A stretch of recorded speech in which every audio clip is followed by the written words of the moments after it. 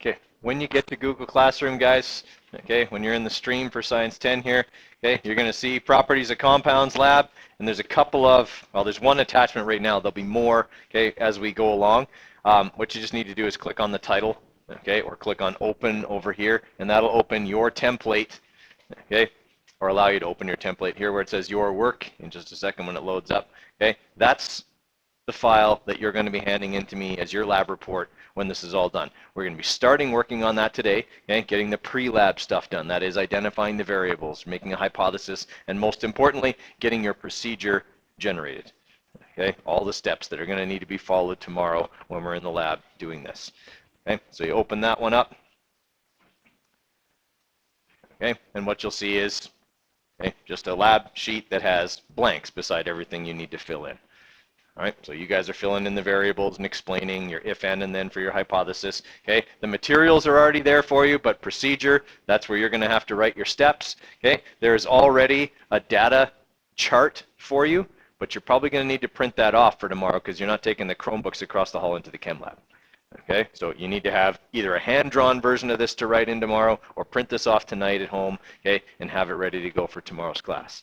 Okay, that's as far as we'll get today. We can't do any analysis until we have data. Everyone follow me so far? Okay. All right, so the other thing that you have, okay, is this PDF file, and it's just a copy of the sheet I gave you yesterday. So if you lose your sheet, that's the lab sheet. You can always go back and find that. Okay, find it there. You don't have to go and look for another one. Okay, so it's just the same thing I gave you yesterday. So what we're going to do today is we are going to go through, okay, some of this stuff, and you can write some things down. Okay, it's a good idea. Okay, I'm recording it when you're putting your final touches on your lab report. It's always a good idea to listen to the podcast of me going through the pre-lab because I pretty much drop half the answers, okay, when we're going through this. So it's always a good idea to go back through and check, okay, did I do what Coder said? Okay, because I'm kind of heartless when it comes to the marking if I've pretty much given it to you. All right, if I've pretty much given it to you, I expect to see that when I mark your lab, okay, not to have something else, because that just means you didn't listen and didn't care, and I don't like that. Rubs me the wrong way. Okay, all right. So what we want to start with here is the problem, okay? The problem you have to put in your own words in the form of a question. The problem that we're investigating here is that we have a bunch of unknown samples, and we have to find their identities. Okay, we have to find out what they are. Their identities are here in the materials.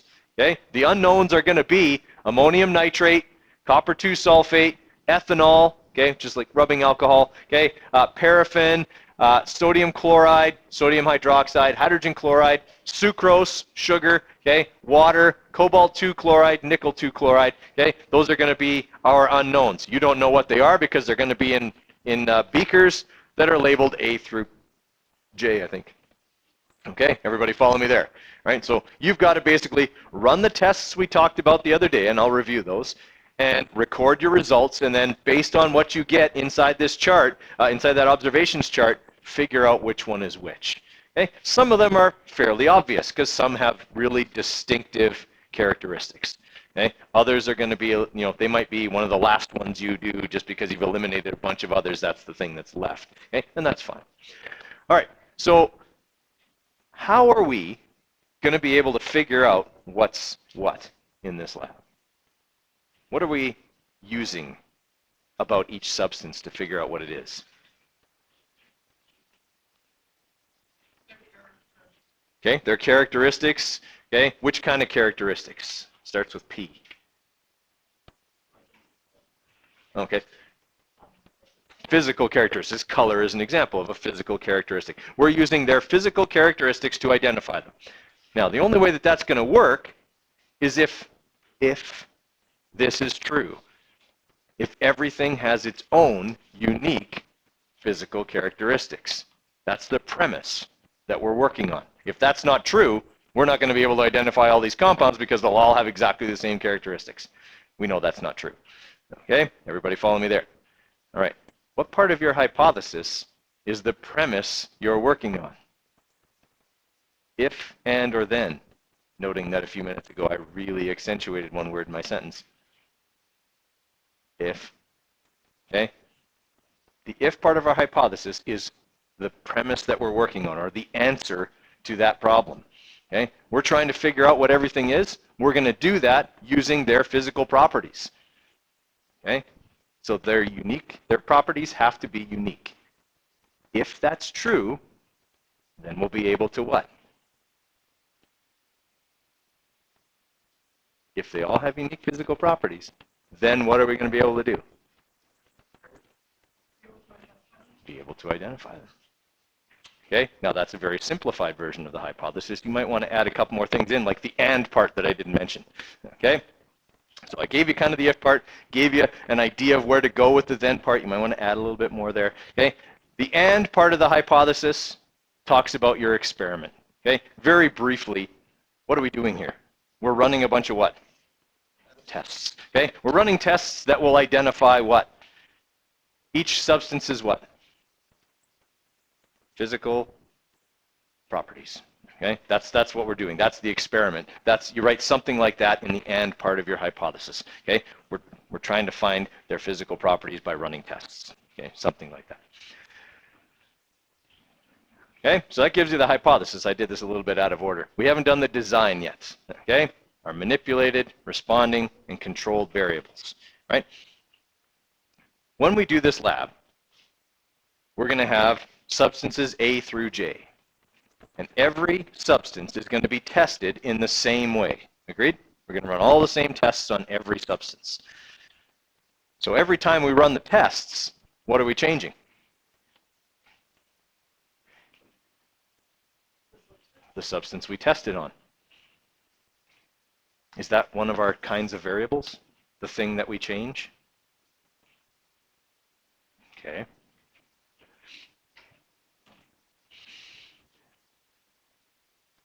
What are we hoping is going to be different each and every time we run the tests? Yeah, the results. Or what are the results? What's a better description than the results? Each time we run the tests, we're going to get a different set of physical properties. Okay?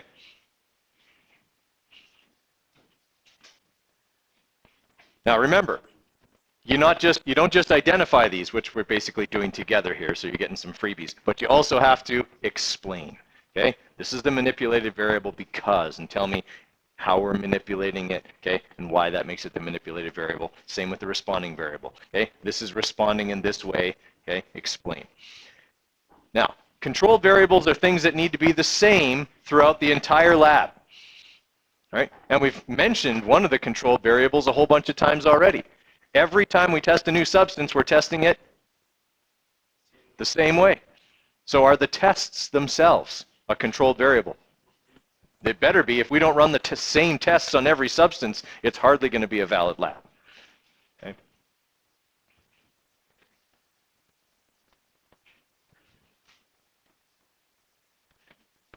Okay. You need to have 3 controlled variables in total. I've given you 1. You're going to get the other 2. Okay? So 2 other things that throughout the entire lab need to stay the same. Right? And we said yesterday that sometimes those things are environmental. Right? So you could maybe think of some things like that. Okay? But you need 2 more controlled variables, and remember, you need to explain each one. Right? So we said one of the controlled variables is the tests. Explain to me why we need to always run the same tests or run them in the same way, something like that. That's your explanation. Okay. No, the tests in general are one controlled variable.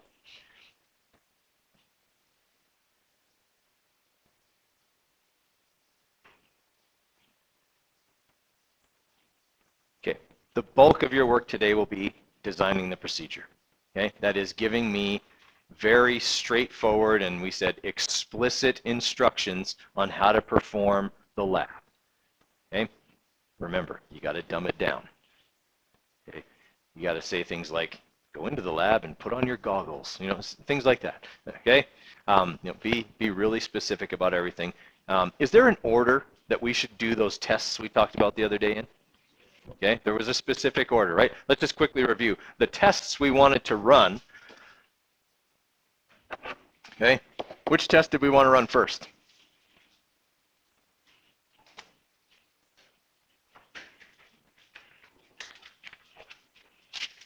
Once we get the substances, we should do what with them?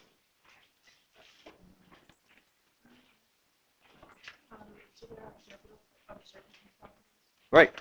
Record their observable properties. Look at them, okay? And record whatever is most obvious to you, okay? Observable properties. That's the one you want to run first. That's one of the tests, okay? Does that mean it's the first step in your procedure? No. There's other steps that are going to come before that, okay?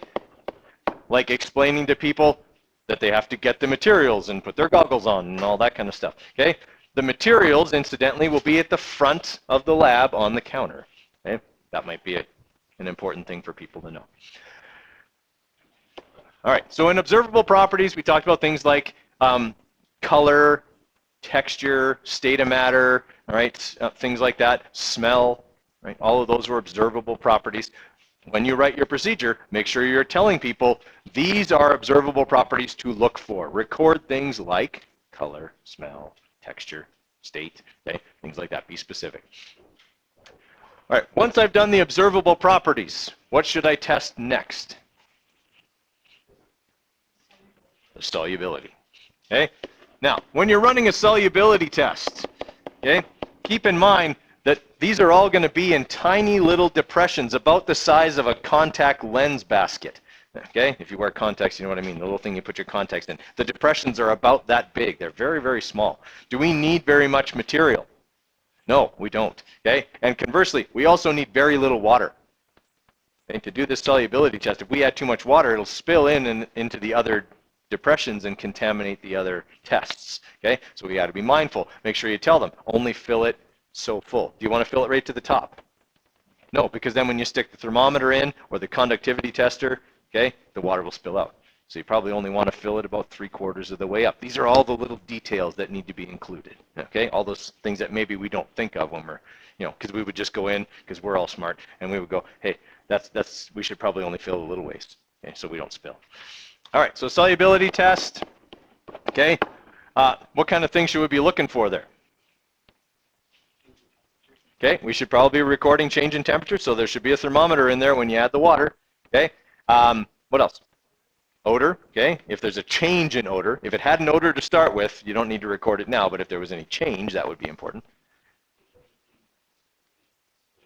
Okay, if anything's created in the solution, okay, probably there shouldn't be because we're not actually causing a chemical reaction with anything, okay? This is just a physical properties thing as opposed to chemical. Change in color, okay? And that doesn't mean necessarily the material, but the water. If the water assumes the color of the material, is it dissolving? Yes, it is. Okay, that's a sign that it's dissolved. You might want to explain, here are some things that are signs that the material has dissolved. Because in reality, we've got a very small amount of that stuff and a very small amount of water. It's unlikely we'll get it all to dissolve, even if it's very soluble. We just have small amounts of everything. Okay, so things to watch for would be solution assuming the color of the material. Okay, and if you're looking at the material, will its appearance change? When sugar starts to dissolve, does it look different? Yeah, it starts to get kind of clear. The edges aren't as sharp on the crystals, things like that. Okay, shrinking of the crystals would be another thing that we would probably want to record as a sign that this stuff is actually soluble. All right, if it floats on top, is it soluble? Okay, so those are things to watch for. That's again, those little things that you should explain in your procedure to that person. All right, once we've tested the solubility, then we can test conductivity. Okay, that's a pretty easy test. Doesn't require a whole lot of explanation. Okay, you rinse the conductivity tester, you stick it in the solution, press the button, and record the number. Okay, that's a pretty easy test to do.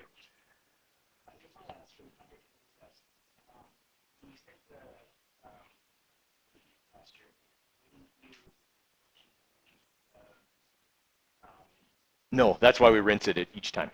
Yeah, we want to rinse it with distilled water. You guys will get a wash bottle, okay? It's not a squirt gun.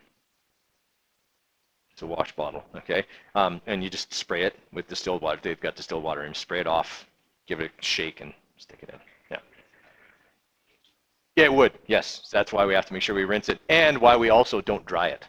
Okay, we don't put a paper towel on the conductivity tester because there could be stuff on the paper towel. Also, the conductivity testers are quite delicate, and inevitably people break them when they try to dry them. So just rinse them off, give them a quick shake, put them in. All right, and should that be part of your procedure? Little things like that, right? Okay, little details. After conductivity, okay, Eric just said we're going to do a pH test. Okay, pH test, also pretty easy, right? You get a little piece of pH paper, stick it in the stuff, and you compare it to the color chart. Okay, record the number. Now, how much pH paper do you need for this? Just a tiny piece for each one, okay? Like last semester, I had people that were using a piece this long to test one material. Okay, that could have tested all the materials. Like realistically, you should not use more than 6 inches worth of pH paper in this lab. Okay, you don't need very much. Okay, questions there? All right, so you're going to have a procedure done by the end of this class. That's where you need to be. Okay, is have everything up to procedure finished. Questions there? All right, so if you're going to be working in groups, that's fine, as long as work is getting done. If I find that there's too much chatting, then I'm going to separate you. Okay? Remember also that each one of you is handing in your own lab report. So there should be some subtle differences between everybody's lab. Okay? I shouldn't see everything word for word exactly the same and then get the explanation we were in a group together. Okay? It's nice that you were in a group together. Bounce ideas off of each other, but word yours slightly differently than everybody else's. Okay? All right. Let's get to work. If you got questions, just ask. Let's say 4 as a top number. Okay,